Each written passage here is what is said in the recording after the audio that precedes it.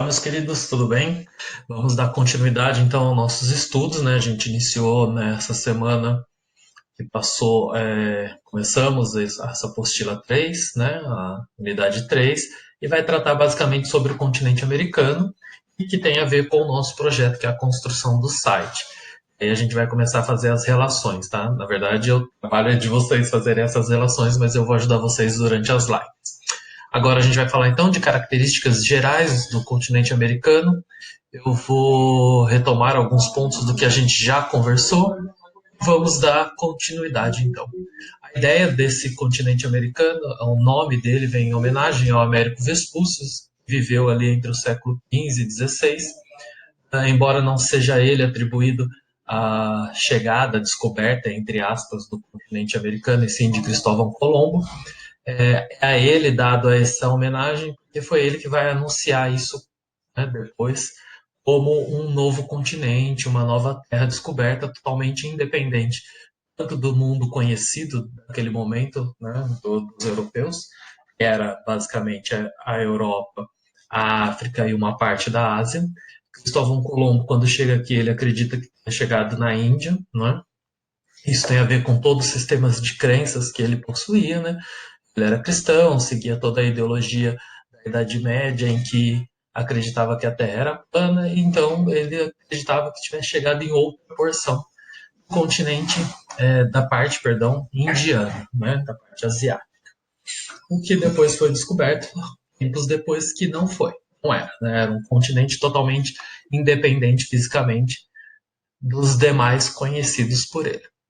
Quem vai fazer esse anúncio, quem vai propagar essa ideia vai ser Américo Vespúcio. Daí a homenagem. Em linhas gerais, certo? Que a gente precisa saber de condições físicas no primeiro momento é que o continente americano ele possui uma grande extensão latitudinal, como eu falei para vocês. Então ele vai de um polo até o outro, com mais de 15 mil quilômetros essa extensão, né? Aproximadamente, na verdade, 15 mil quilômetros, que coloca ele na segunda maior porção, o segundo maior continente do mundo, né? Com 42 mil quilômetros quadrados, são equivale a 8% da área terrestre, o que no total, né, considerando só as terras emersas, perdão, considerando só as terras emersas, total é 8%, mas só as terras emersas, 28,5%, certo? Representa, então, uma grande porção. E algumas coisas que vocês têm que saber, é muito importante saber que o continente americano, né, na sua porção leste, é banhado pelo Oceano Atlântico, é o único oceano que banha o Brasil, tá? E o Oceano Pacífico, que vai banhar toda a costa oeste do. Tudo bem? Guardem essa informação, essa grande extensão do continente americano vai influenciar nas suas paisagens, das características climáticas, quanto das características da vegetação, porque há uma íntima relação entre as condições climáticas e as características da vegetação original, da paisagem vegetal original do continente. Tudo bem? Então, essa informação aqui é o básico que vocês têm que saber. Ao norte eu vou ter, então, o Oceano Glacial Ártico e ao sul, o Oceano Glacial Antártico. Relembrando, a leste, o Oceano Atlântico e a oeste, o Oceano Pacífico, beleza? Vamos lá para mais alguns detalhes. Pegando aquela ideia de grande extensão latitudinal, né? Pensando a latitude é a distância em graus em relação à linha do Equador, esta linha aqui, que mede 0 grau, tudo bem? Ele tem uma grande extensão, tanto para a área norte quanto para a parte sul, tudo bem?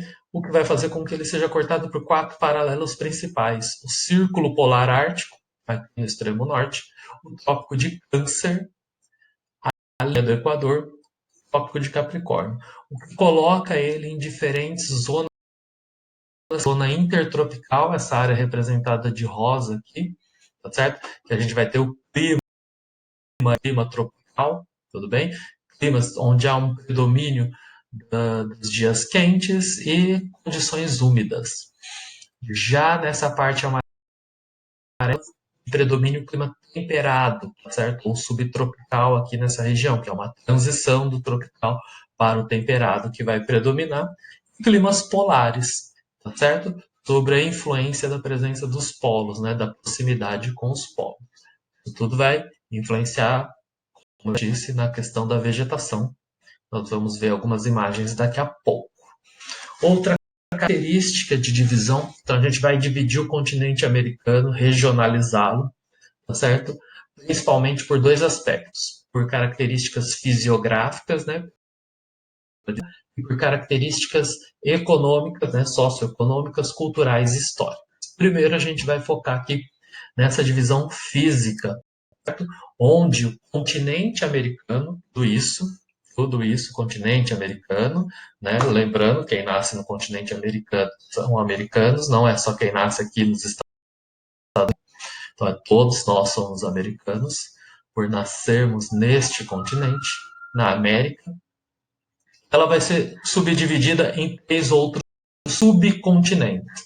Nós temos nessa porção aqui a América do Norte, que é composta apenas por 3 países, né? Estados Unidos, Canadá e México. Temos a América Central, e aí a América Central tem a parte insular, insular é esse conjunto de ilhas aqui. Neste mapa não mostra, mas tem muitas ilhas do que essa. E temos a parte istmica, essa pequena faixa de terra que vai ligar a América do Norte com a América do Sul. Tudo bem? Depois temos a América do Sul, onde está localizado o Brasil. Beleza? Então, continente americano, quando eu estou falando de uma divisão física, eu possuo 3 subcontinentes. América do Sul, representado aqui em amarelo, América Central, vermelho e laranja, e aqui em azul, América do Norte. Então, vamos avançar. E aí, a divisão política, né? Na verdade, ela está bem grosseira, essa divisão, né? Os países.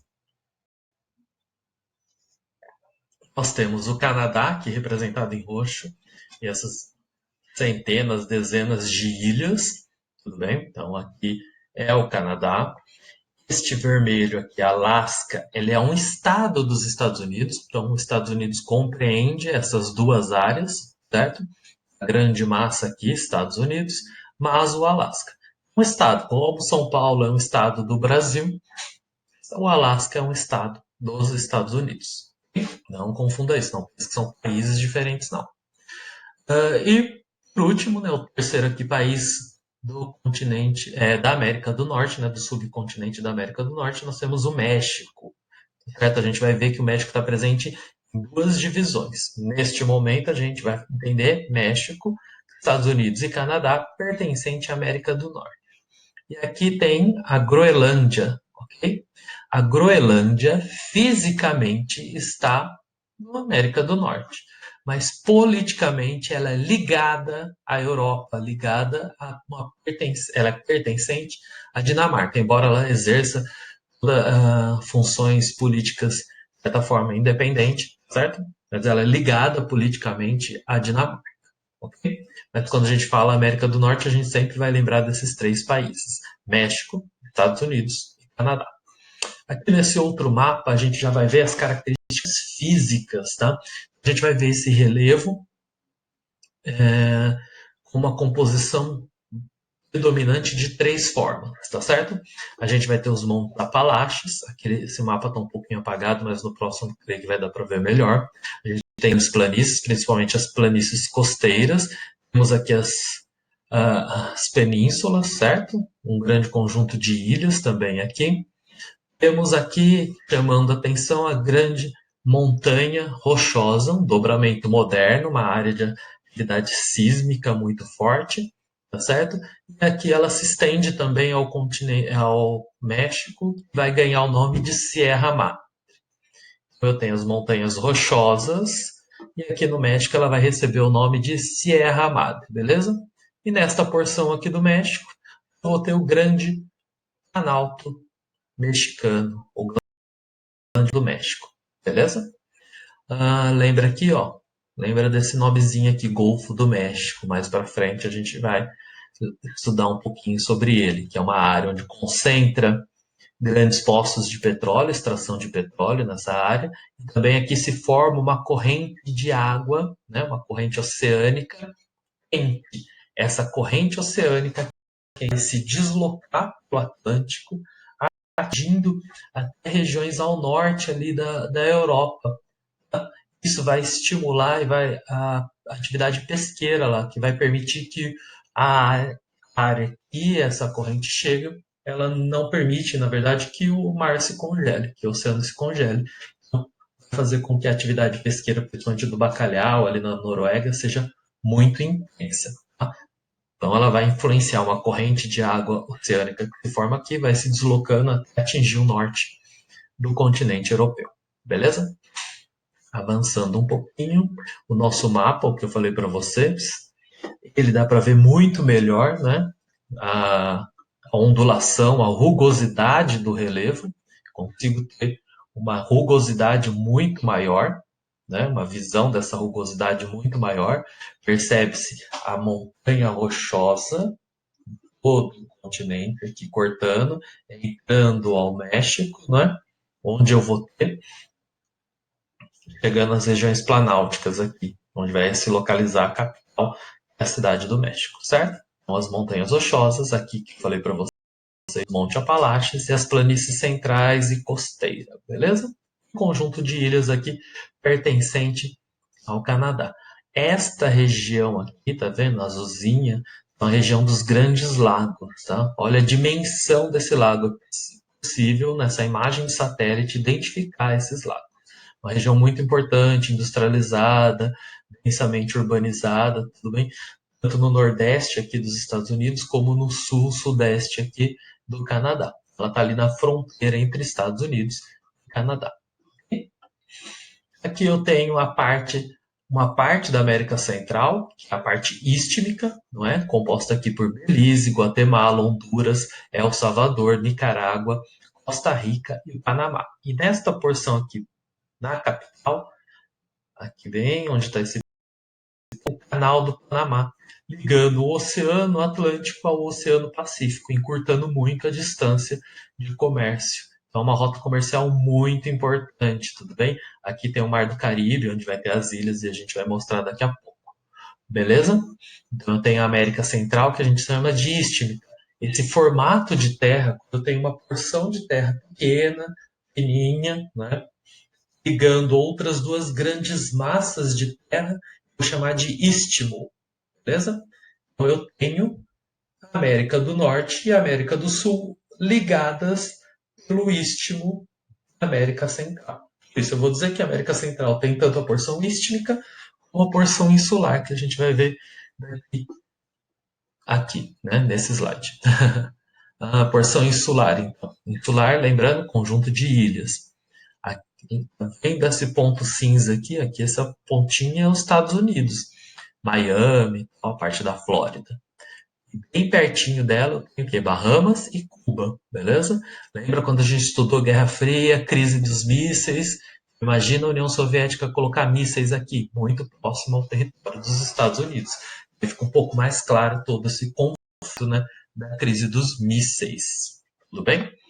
Eu vou ter também esse nome, porque quando a gente for estudar questões econômicas e políticas, a gente vai falar das Ilhas Caimãs, tá? Um paraíso fiscal.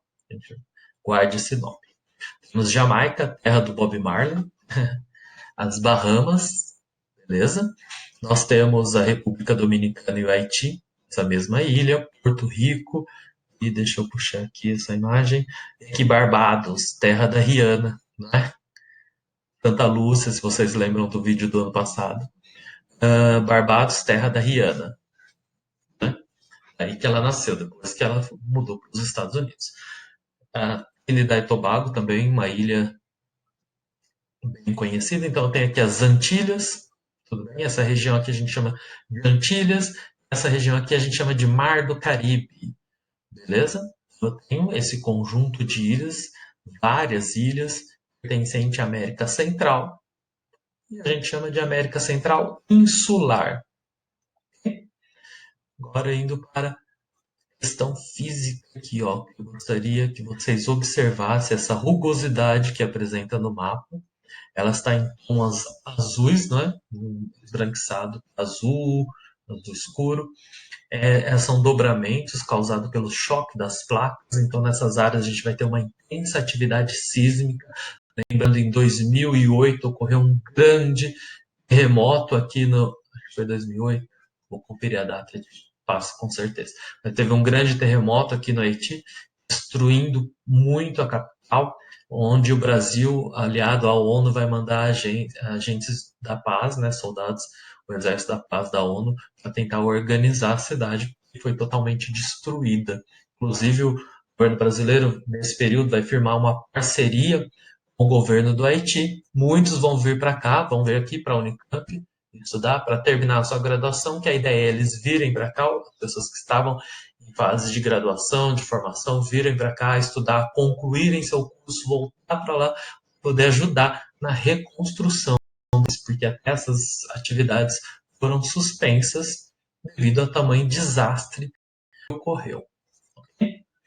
E a gente tem as centenas de ilhas, infelizmente aqui não dá para ver o canal do Panamá, mas a gente vai estudar essa parte, eu vou mostrar com mais detalhes. A gente precisa ter as noções físicas gerais. Então, se eu tenho uma grande presença de atividade sísmica, vai ter presença de vulcões também. Ok? Avançando. Aqui eu tenho então a América do Sul, que é mais familiarizado para nós, né? Nós estamos mais acostumados. Este primeiro mapa, grosso modo, eu tenho a divisão dos países, né? A divisão política desses países. A maioria a gente já conhece, vou dar uma ênfase aqui para esses, ó, Guiana Francesa, que está aqui ao norte do Brasil. A francesa é uma colônia até hoje da França, certo? Eu tenho Suriname, cuja a população tem origem holandesa, né, que eles falam holandês, inclusive, e a Guiana, que foi colonizada pela Inglaterra, então predomina a língua inglesa. Okay? Venezuela, Colômbia, Equador, Peru, Bolívia, notem que Bolívia e Paraguai não têm saída para o mar, isso é um sério problema econômico para esses países. E o Chile, a Argentina, Uruguai e, evidentemente, o Brasil. Nas questões físicas, o importante é destacar aqui esse Planalto brasileiro, que a gente está acostumado a falar, o Planalto Central, onde fica Brasília, a Serra do Espinhaço, que corta grande parte aqui de Minas Gerais, o Planalto da Borborema, na região nordeste, aí a Serra do Mar, Serra da Mantiqueira, aqui na região sudeste, ok? A planície Platina, que vai ser a planície os Pampas Gaúchos, Pampas aqui na Argentina, no Uruguai, planície do Chaco, que é uma extensão de toda essa planície aqui, onde vai ter a bacia hidrográfica do Paraná, Paraguai e Rio do Prata. Okay? Quando a gente fala Rio do Prata, essa região aqui. A planície amazônica, outra grande planície de destaque. Nesta área aqui tem o Pantanal. Temos aqui o Planalto das Guianas, onde uma parte está aqui no continente brasileiro, não, perdão, no território brasileiro, a gente chama de Morro de Roraima, né? A gente vê, vai ter as agulhas negras e tal. E essa grande faixa aqui marrom, puxada para o branco, meio cinza, é onde a gente tem a grande cadeia de montanha das Cordilheiras dos Andes. Okay? Lembrando que o rio Amazonas, né, esse riozão aqui, é uma junção de vários rios, vai ter suas nascentes aqui, na Cordilheira dos Andes, com o derretimento da neve. Beleza? Tranquilo até aí? Aqui ao lado da Argentina, a gente tem as Ilhas Malvinas ou Falklands, uma área de disputa entre a Inglaterra e a Argentina até hoje. Ainda mais depois que descobriu o petróleo. Já teve guerra. Quando a gente chegar estudando a América do Sul e questões geopolíticas, a gente vai ver essa parte. Mas só para vocês saberem, aqui já está então, as Ilhas Falkland ou Ilhas Malvinas. Os argentinos chamam de Ilhas Malvinas, os ingleses de Ilhas Falkland. É a disputa territorial ali. Na época da Guerra Fria, na época da Primeira, Segunda Guerra, ali era uma área estratégica muito importante. Tudo bem? Hoje, nos longe dessas questões de guerra, né? Não tem tanto uma dimensão. Difícil a gente entender porque a Inglaterra ainda está aqui, né? Mas enfim. A gente vê com mais clareza também a rugosidade e um destaque aqui para a bacia hidrográfica do Rio Amazonas, a maior bacia hidrográfica do planeta, ou seja, o maior conjunto de rios do planeta. Uma área aqui de disputa muito grande. Os rios planáuticos aqui, onde eu tenho grande concentração de usinas hidrelétricas, tá certo? E toda a rugosidade produzida pelo choque da placa sul-americana, né? Essa placa tectônica sul-americana, que vai chocar com outras placas aqui, principalmente a placa de Nazca. E a gente vê pequena faixa de terra com uma parte da montanha, que é o Chile, certo? Tudo bem? As áreas de planície, como eu falei para vocês. Ok? Então, essas são as características físicas da América do Sul, desse subcontinente da América do Sul. Agora, questões climáticas. Eu dei um zoom aqui, na verdade, eu recortei e ampliei só a legenda para ficar mais fácil para a gente ver. Então, essa legenda que está aqui é a mesma que está aqui. Como eu falei para vocês, devido à grande extensão latitudinal do continente americano, eu vou ter uma presença de diversos tipos climáticos, tá certo? Os climas que a gente já conhece aqui no Brasil, né, mas atinge todas essas partes em vermelho, a gente é o clima equatorial, climas tropicais, tá certo? O clima subtropical, aqui é classificado como subtropical, mas ele tem muito mais relação ao norte com o clima temperado, ao sul ele vai ser um pouco mais quente, tá certo? A gente também já está acostumado a, a estudar. Nós temos o semiárido nordestino, como nessa parte central dos Estados Unidos também a gente tem um semiárido. Temos nessa região de montanha, tá certo? Essa linha azul aqui, que vai passar aqui parte da América Central e América do Norte no México, pega as montanhas rochosas também. O clima frio, onde a gente vai ter presença de neves da floresta boreal, que a gente vai ver daqui a pouco. Nesses tipos climáticos, né, a gente vai ter o congelamento dos solos, né, formando o permafrost, que a gente chama. Uma parte do solo vai congelar também, tamanho é o frio. E o clima mais frio de todos é o clima polar. Mais frio que o próprio clima que chama clima frio. É o clima polar, tudo bem? Polo Norte e aqui no Polo Sul. Tudo bem? Tranquilo? É só lembrar das linhas. A maneira mais fácil de guardar, na minha opinião, as características climáticas é lembrar da latitude. Próximo da linha Equador, eu vou ter climas quentes. Afastando da linha do Equador, eu vou ter climas mais frios, beleza? Então, próximo à linha do Equador, climas quentes. Longe da linha do Equador, climas mais frios. E dependendo da situação, da circulação atmosférica, eu vou ter presença de climas semiáridos, né? Onde vai ter uma baixa umidade, pluviosidade ao longo do ano. Tudo bem? Então, se você guardar essa ligação entre a latitude e as características climáticas, vai ficar muito mais fácil, principalmente para depois entender as questões vegetais, porque há uma íntima relação que eu falei para vocês. O clima ele vai influenciar muito a vegetação, assim como a vegetação acaba influenciando também no clima. Então, existe uma relação muito forte entre elas.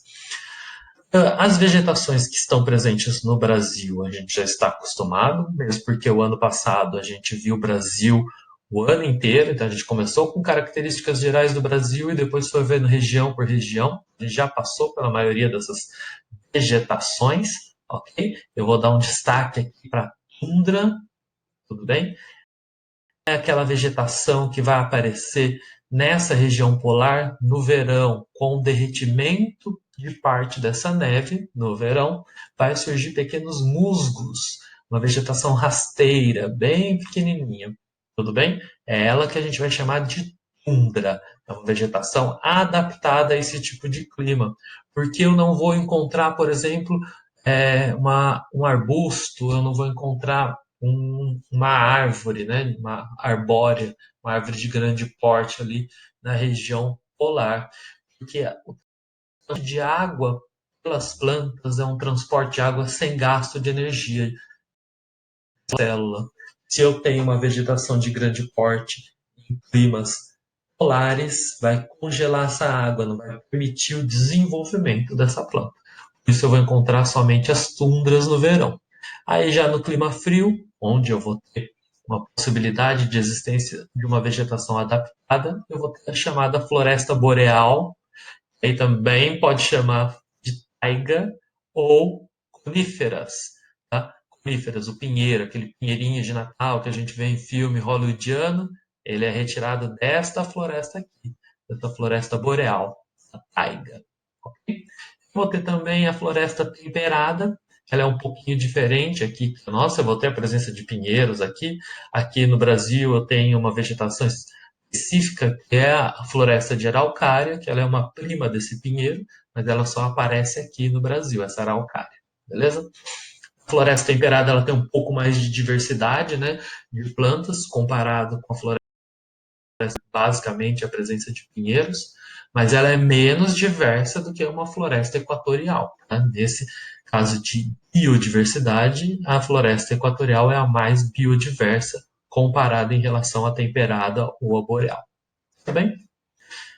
Vamos às outras. Vegetação de altitude vai variando com acordo com a altitude. Mais próximo do topo das montanhas eu vou ter o clima mais frio, então vai modificar essa vegetação. Na base dessa montanha eu vou ter vegetações, no sopé, né, dessa montanha eu vou ter vegetações parecidas com o seu entorno. Então, por exemplo, aqui onde está próximo à linha do Equador, que eu tenho a Cordilheira dos Andes também, no seu sopé eu vou ter vegetação da floresta amazônica.